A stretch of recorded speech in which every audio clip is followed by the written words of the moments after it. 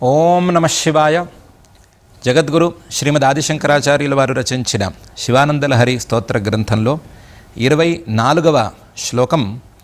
కదా వా కైలాసే కనకమణిసౌధే సహగణైః వసన్ శంభోరగ్రే స్ఫుటఘటితమూర్ధాంజలిపుటః విభో సాంబ స్వామిన్ పరమశివ పాహీతి నిగదన్ విధాతॄణాం కల్పాన్ క్షణమివ వినేష్యామి సుఖతః.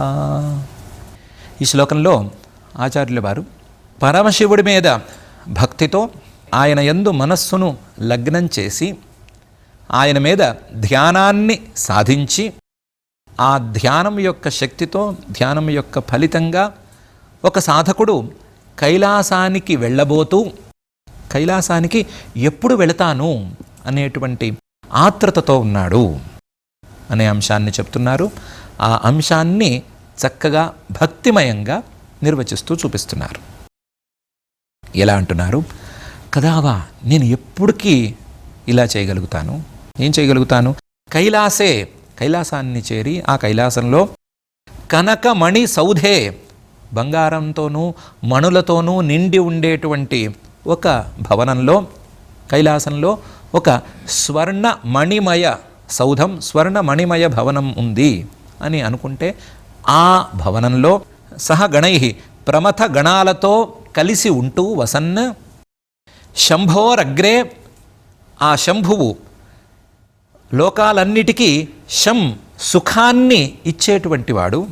ఆ శంభువు యొక్క అగ్రే ముందు స్ఫుట ఘటిత మూర్ధాంజలి పుటః, స్ఫుటంగా నెత్తి మీద అంజలి ఘటించి నమస్కార ముద్రతో నుంచుని వినయాన్ని ప్రదర్శిస్తూ, విభో వ్యాపకుడా, సాంబ అంబతో పార్వతీ అమ్మవారితో కలిసి ఉన్నటువంటి వాడా, స్వామిన్ ఈ ముల్లోకాలకు ప్రభువైనటువంటి వాడా, పరమ శివ మంగళకరుల కల్లా కూడా పరమ ఉత్కృష్టమైనటువంటి మంగళకరుడా, పాహి నన్ను రక్షించు ఇతి అని నిగదన్ చెబుతూ, విభో సాంబ స్వామిన్ పరమశివ పాహి ఇతి నిగదన్ విధాతృణాం కల్పాన్, బ్రహ్మగారి కల్పాలను కూడా, క్షణాలను కాదు యుగాలనే, విధాతృణాం కల్పాన్ క్షణమివ,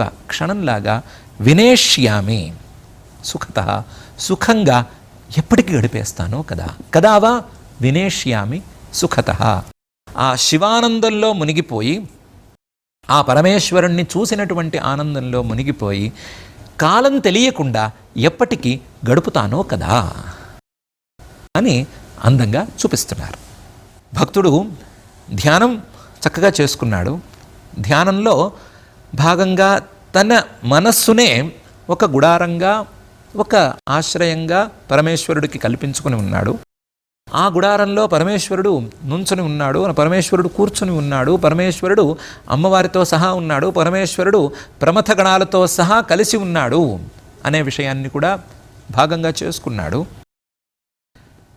ఆ పరమేశ్వరుడు ఉండేటువంటి ప్రదేశం కైలాసమే కాబట్టి ఈ ధ్యానానికి ఫలితంగా కైలాసాన్ని పొందబోతున్నాడు. పొందటం తథ్యం.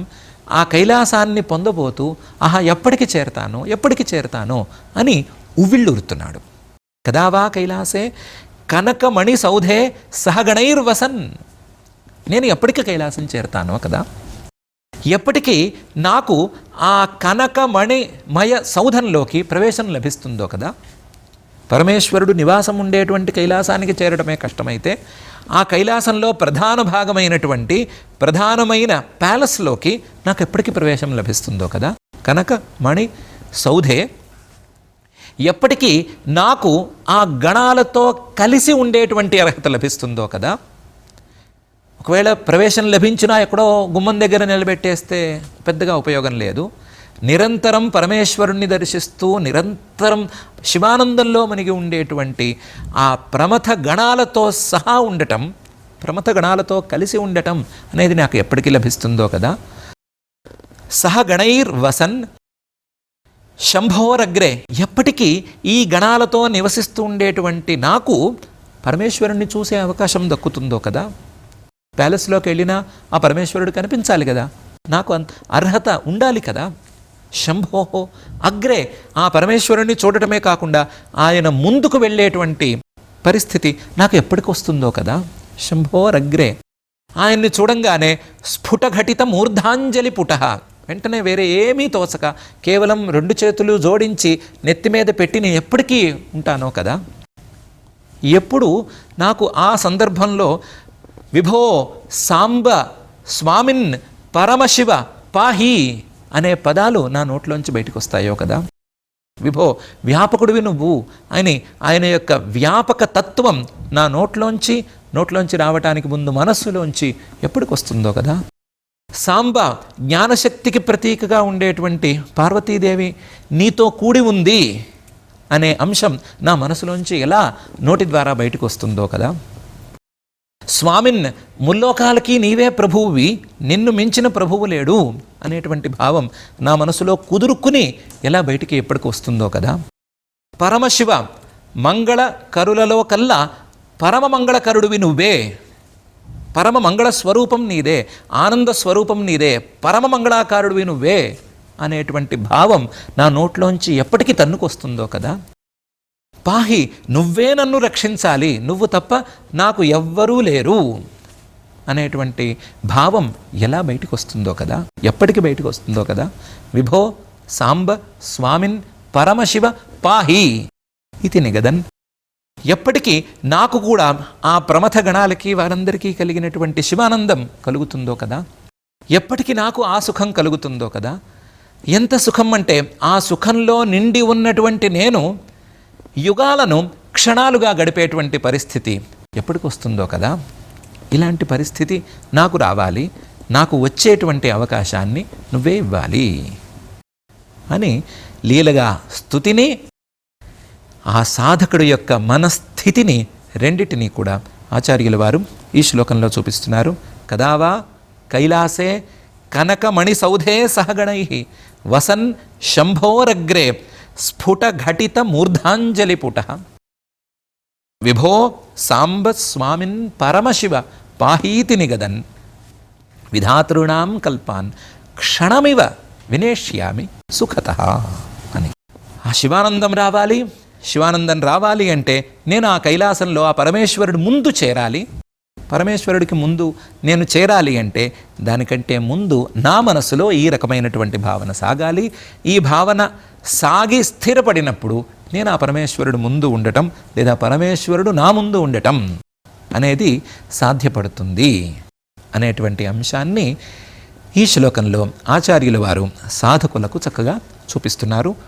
ఒక సాధకుడు ఇలా అనుకుంటున్నాడు అని చెప్పటం ద్వారా సాధకులు ఇలా అనుకోవాలి అనే అంశాన్ని చక్కగా సూచన చేస్తున్నారు. కదావా కైలాసే కనకమణి సౌధే సహగణై వసన్ శంభోరగ్రే స్ఫుటఘటిత మూర్ధాంజలి పుటః విభో సాంబ స్వామిన్ పరమశివ పాహీతి నిగదన్ విధాతృణాం కల్పాన్ క్షణమివ వినేష్యామి సుఖతః అని. కష్టాల్లో ఉన్నవాడికి సమయం యొక్క లెంగ్త్ తెలుస్తుంది, టైం లెంగ్త్ అనేది తెలుస్తుంది. సుఖంలో కూరుకుపోయిన వాడికి ఏమీ తెలియదు. నాకు అలాంటి సుఖం కావాలి. ఎలాంటి సుఖం అంటే నాకు సమయం తెలియకూడదు, అసలు సమయంతో నాకు సంబంధం ఉండకూడదు, సమయాతీత స్థితిని, కాలాతీత స్థితిని నేను చేరుకోవాలి అనేటువంటి ప్రార్థనను కూడా ఇందులో ఆచార్యుల వారు ఇమిడ్చి చూపిస్తున్నారు. ఇదే రకమైనటువంటి భావాన్ని జగద్గురు శ్రీమద్ ఆదిశంకరాచార్యుల వారు 25వ శ్లోకంలో శివానందలహరి స్తోత్ర గ్రంథంలో ఇలా చూపిస్తున్నారు. స్తవైర్బ్రహ్మాదీనాం జయ జయ వచోభిర్నియమినాం గణానాం కేళీభిర్మదకల మహోక్షస్య కకుదీ స్థితం నీలగ్రీవం త్రినయనముపాశ్లిష్టవపుషం కదా త్వాం పశ్యేయం కరధృతమృగం ఖండపరశుం. స్తవైర్బ్రహ్మాదీనాం, కైలాసానికి చేరాను, కనకమయ సౌధానికి వెళ్ళాను, అక్కడ గణాలతో కలిశాను, శంభోరగ్రే ఉన్నాను, తల మీద 2 చేతులు జోడించి నమస్కార ముద్రలో ఉన్నాను, విభో సాంబ స్వామిన్ పరమశివ పాహి అని అంటూ ఉన్న సందర్భంలో స్తవైర్బ్రహ్మాదీనాం, బ్రహ్మాది దేవతల యొక్క స్తవై స్తుతులతో జయ జయ వచోభి నియమినాం, జయ జయ అనేటువంటి జయకారాలతో, ఆ జయకారాలతో నిండి ఉండేటువంటి వాక్యాలతో పరమేశ్వరుడికి జయము, లేదా సదాశివుడికి జయము, పరమశివుడికి జయము, త్రిలోకస్వామికి జయము అనేటువంటి జయ జయ వచోభి నియమినాం, నియమాలను ఆచరించేటువంటి మునుల యొక్క వాక్యాలతో, గణానాం కేళీభి శివానందంతో మునిగి ఉండేటువంటి ప్రమథ గణాల యొక్క ఆటలతో నిండి ఉండేటువంటి ఆ కైలాసంలో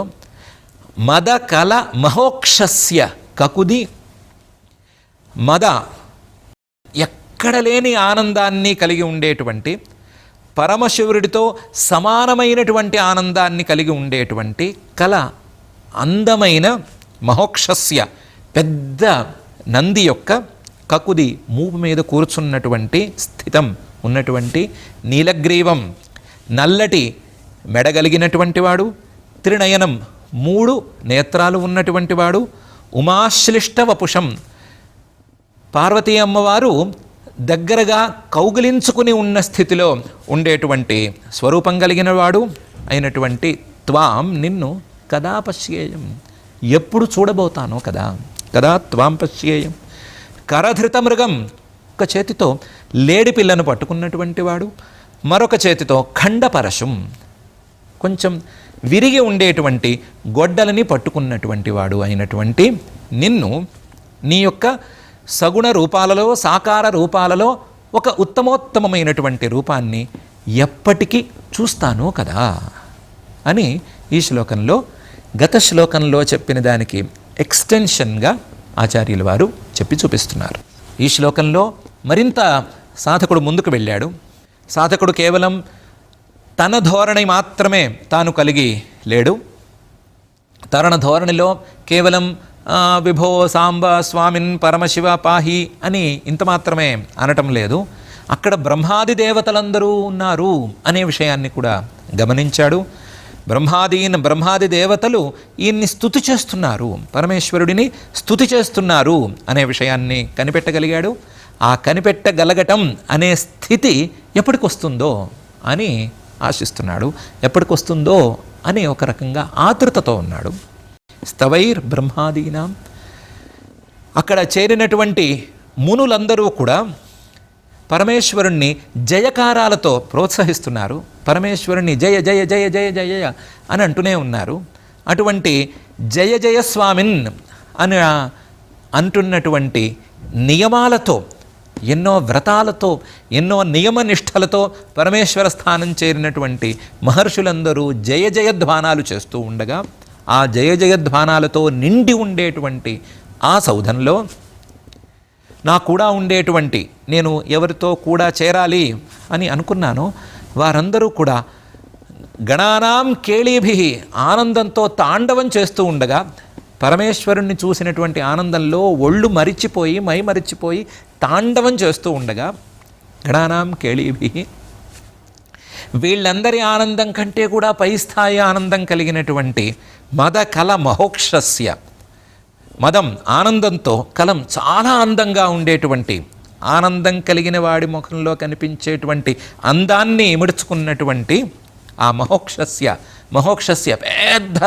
నంది యొక్క, ఎంత పెద్ద నంది యొక్క, కైలాస పర్వతమంత పెద్ద నంది యొక్క కకుది మూపు మీద, కైలాసం మీద ఎంత ప్రేమ ఉంటుందో అంత ప్రేమ ఈయన మీద ఉండగా, ఆయన మీదే కూర్చుని, కైలాసం మీద కూర్చుంటే నంది మీద ఉన్నట్లే, నంది మీద కూర్చున్నట్లే కైలాసంలో ఉన్నట్లే అనే స్థితిలో ఆయన మీద ప్రేమను పెంచుకున్నటువంటి పరమేశ్వరుడు ఆయన మూపు మీద కూర్చుని ఉండగా, మద కల మహోక్షస్య కకుది, పరమేశ్వరుడే తన మూపు మీద ఉండగా, పరమేశ్వరుడిలో తాను ఉండగా, పరమేశ్వరుడే తానై ఉండగా, పరమేశ్వరుడి అవతారంగా తాను భాసిస్తూ ఉండగా, ఆ నంది ప్రదర్శిస్తున్నటువంటి ఆనందాన్ని చూస్తూ, మద కల మహోక్షస్య కకుది, ఆ నంది మీద పరమేశ్వరుణ్ణి చూస్తూ, స్థితం నీలగ్రీవం, ఆయన యొక్క రూపాన్ని ఎలా చూస్తూ ఉండాలి?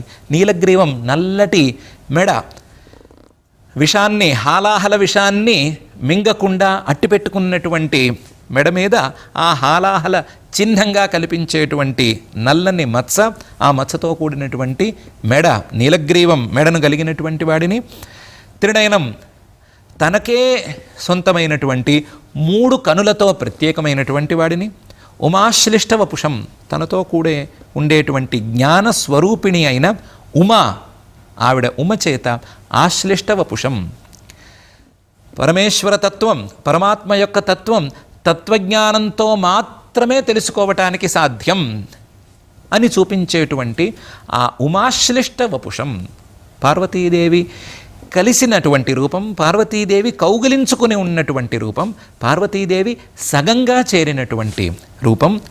ఆ రూపాన్ని నేను ఎప్పటికీ చూస్తాను. నీ యొక్క సగుణమైన ఆనందకరమైనటువంటి రూపాన్ని కదా త్వాం పశ్యేయం, అలాంటి రూపంలో ఉండేటువంటి రూపం, అలాంటి రూపంలో ఉండేటువంటి నిన్ను ఎప్పటికీ చూస్తాను కదా. త్వాం పశ్యేయం కరధృత మృగం ఖండపరశుం, ఒక చేత్తో జింక పిల్లని, మరొక చేత్తో ఖండ పరశువుని ధరించి ఉండేటువంటి నీ అందమైన రూపాన్ని నేను ఎప్పటికీ చూస్తాను కదా అని ఈ శ్లోకంలో ఆచార్యుల వారు ఒక సాధకుడి యొక్క మనస్థితిని ప్రదర్శిస్తూ ఉండవలసినటువంటి మనస్థితిని ప్రదర్శిస్తున్నారు. అదేంటి, చేసుకోవలసిన ధ్యానం సైలెంట్గా చేసుకోవాలి, చేసుకోవలసిన పూజో పునస్కారమో మరొకటి చేసుకోవాలి. చేసుకున్న దానికి ఫలితంగా ఇలా అవుతుంది, ఇలా ఎప్పటికవుతుంది అని ఊహిస్తూ కూర్చుంటే మనకు తెలిసిన కథలోలాగా అవ్వచ్చు కదా. ఏదో ఆలోచిస్తూ ఏదో చేయబోయి ఉన్నది కూడా ఊడగొట్టుకున్నవాడి ఉదాహరణ గుర్తొస్తోంది కదా. అలా ఏమన్నా అయిపోతుందా ఈ సాధకుడి విషయంలో?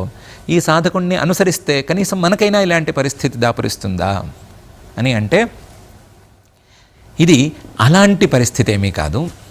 సాధనలో ఒక స్థాయి అందుకున్నటువంటి పరిస్థితి, ఆ స్థాయి నుంచి ఫలితాన్ని అందుకునేందుకు వీలుగా ఫలితాన్ని కూడా ఆలోచిస్తూ ఉన్నటువంటి స్థితి కాబట్టి ఇక్కడ ఇలాంటి పొరపాట్లు ఏమీ జరగవు, ఇలాంటి కష్టాలు ఏమీ కలగవు.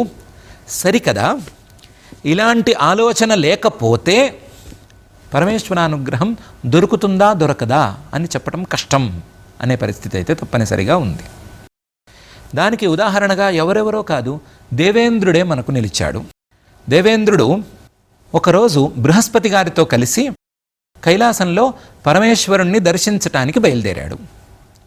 దేవేంద్రుడు ఐరావతం మీద ఉన్నాడు, బృహస్పతి గారు ఆయన వాహనం మీద ఆయన ఉన్నారు. ఇద్దరూ కలిసి పరమేశ్వరుని దర్శించడానికి కైలాసానికి బయలుదేరారు. ఏవేవో మాట్లాడుకుంటున్నారు, వాళ్ళ వ్యవహారాలు ఏవో మాట్లాడుకుంటున్నట్టున్నారు. మాట్లాడుకుంటూ కైలాసానికి వెళుతున్నారు. వాళ్ళని పరీక్షిద్దాము అని పరమేశ్వరుడికి ఒక చిన్న సంకల్పం కలిగింది. ఆ సంకల్పంతో ఆయన అవధూతేశ్వర అవతారాన్ని ధరించి అవధూతగా వీళ్ళిద్దరి ముందు నిలిచాడు. అవధూత అంటే శరీరం మీద నూలు పోగు లేనటువంటి ఒక స్వరూపం, ఏ నియమాలు పట్టనటువంటి, నియమాలన్నిటినీ దాటి ఉండేటువంటి ఒక వ్రతంలో ఉండే రూపం. ఆ రూపాన్ని ఈయన ధరించాడు.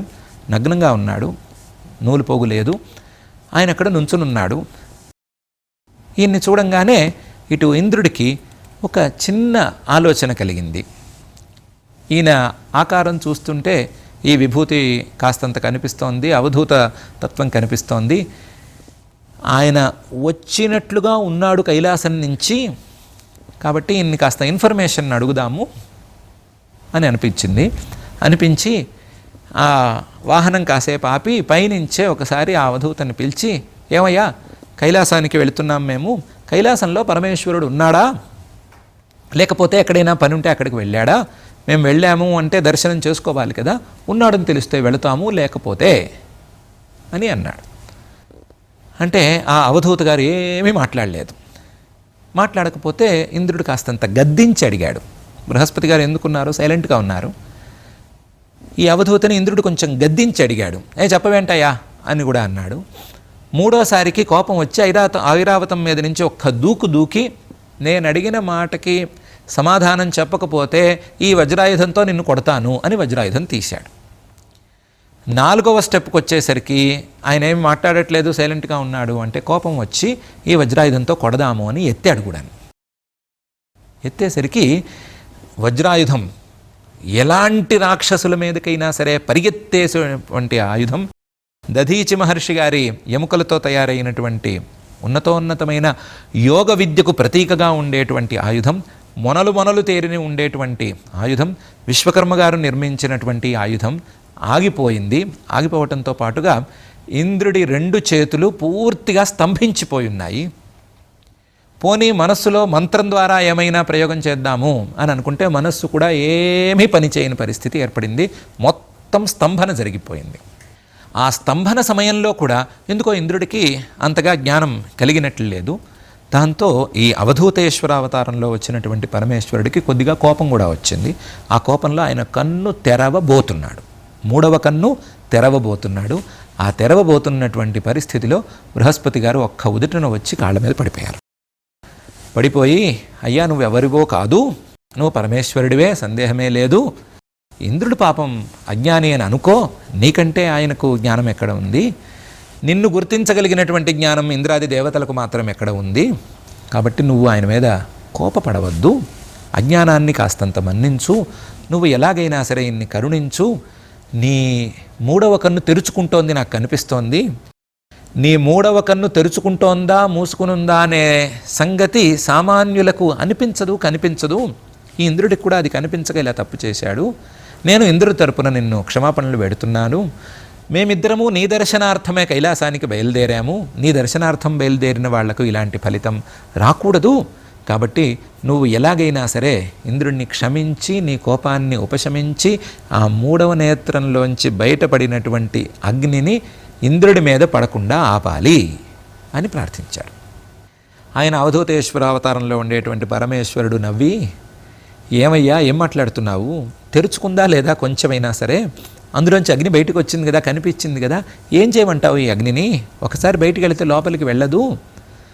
అయినా సరే నువ్వు ప్రార్థించావు కాబట్టి, నా దర్శనార్థమే వస్తున్నారు కూడా కాబట్టి, నేను ఈ అగ్నిని ఏదో ఒకటి చేసి కొంచెం అడ్జస్ట్ చేసి అటువైపు పంపిస్తాను, సముద్రం వైపు పంపిస్తాను.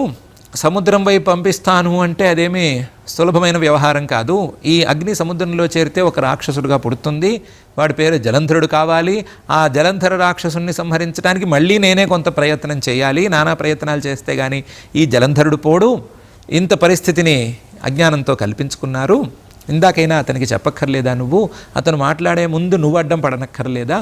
ఇలా చేయలేదు కాబట్టే ఇంత పరిస్థితి వచ్చింది. సరేలే, క్షమించానులే, లేవండి, ఇలాంటి పనులు చేయకండి. కైలాసం లాంటి ప్రదేశానికి నన్ను చూడటం లాంటి ప్రయోజనంతో వచ్చేటువంటి మీరు అదే దృష్టితో రావాలి. అదే దృష్టితో వచ్చి అదే ఆలోచనతో, అవే మాటలతో, అవే ఆలోచనలు, అవే మాటలు కలగలిసినటువంటి భావాలతో రావాలే తప్ప వేరువేరు వ్యవహారాలు మాట్లాడుకుంటూ రాకూడదు. అలా గనక వచ్చినట్లయితే నన్ను మధ్యలో చూసినా సరే కనిపెట్టలేనటువంటి పరిస్థితి ఏర్పడుతుంది. అలాంటి పరిస్థితిని మీరు మరొకసారి తెచ్చుకోవద్దు అని వాళ్ళిద్దరికీ బుద్ధి చెప్పి కైలాసానికి తీసుకువెళ్ళి అక్కడ కూడా మరొకసారి దర్శనాన్ని ప్రసాదించి వాళ్ళిద్దరినీ కృతార్థుల్ని చేశాడు అని ఒక గాథ ఉంది. ఆ గాథను గనక పరిశీలించినట్లయితే పరమేశ్వరుణ్ణి చూడటానికి వెళ్ళటమే, పరమేశ్వరుణ్ణి చూడబోవటమే. కానీ ఆ చూడబోయే ముందు ఎలాంటి పరమేశ్వరుణ్ణి చూడాలి, ఎప్పటికి చూస్తానో కదా అనేటువంటి ఉత్సుకత తప్పనిసరిగా ఉండి తీరాలి. ఆ ఉండటం అనేది సాధకులకు తప్పనిసరి ఆవశ్యకత అని మనకు తెలుస్తోంది. అయితే ఇదేదో పెద్ద స్థాయి సాధకులకు సంబంధించిన వ్యవహారం కదండి. ఏదో ధ్యానం చేసేసి ఇంకేముంది ఫలితం అందుకునేవాళ్ళు అనే కదా మొదలు పెట్టుకున్నాము. మాలాంటి సామాన్యులకి ఏమందుతుంది అని మనలాంటి వాళ్ళు ఎవరైనా అడిగితే అడగవచ్చు. కానీ ఈ ఆలోచనతో గనక ప్రారంభమైతే నేను కూడా కైలాసానికి వెళ్ళాలి, నేను కూడా పరమేశ్వరుడి ముందు నుంచోవాలి, నేను కూడా బ్రహ్మాదులు చేసేటువంటి స్తోత్రాలు వినాలి, నేను కూడా మహర్షులు చేసే జయ జయధ్వానాలు వినాలి, నేను కూడా ఆ గణాలలో కలవాలి, నేను కూడా ఆ గణాలు చేసేటువంటి నాట్యంలో భాగగ్రహణం చేయాలి, నేను కూడా నెత్తి మీద చేతులు పెట్టుకుని చేతులు జోడించి విభో సాంబ స్వామిన్ పరమశివ పాహి అని అనాలి అని ఆ నందీశ్వరుడి మీద ఉండేటువంటి పరమేశ్వరుడి యొక్క దివ్య మంగళ విగ్రహాన్ని చూడాలి. చూడటం కోసం ఏం చేయాలో అది నేను కూడా చేయాలి. చూడాలి, చూడటం కోసం ఏం చేయాలో అది తప్పనిసరిగా చేయాలి. అని మనలాంటి వాళ్ళు కూడా అనుకోవచ్చు. అనుకుని మనం కూడా ప్రయత్నం ప్రారంభించుకోవచ్చు.